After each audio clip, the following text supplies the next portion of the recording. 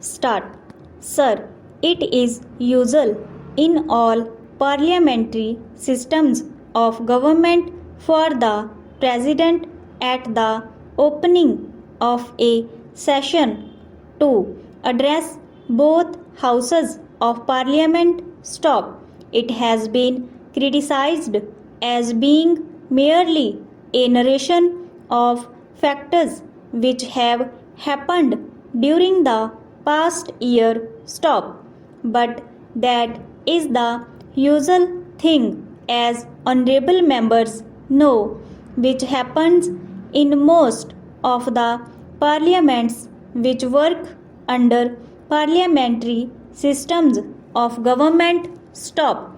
I am sure that the honorable members are aware that India has always stood for peace and ever since her independence has done what she could to preserve peace in the world. Stop. Both in Korea and in Indochina, our efforts led to a ceasefire, and for the first time, with the settlement of the Indochina problem, there was no shooting war anywhere in the world. Stop.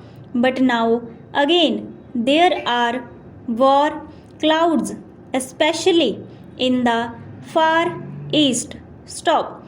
As has been emphasized by the Prime Minister time and again, patience and tolerance are necessary to solve the tangle in Formosa.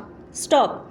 Our government have recognized the Chinese People's Republic as the government of China and have recognized the Chinese claim to the Cairo Declaration. Stop.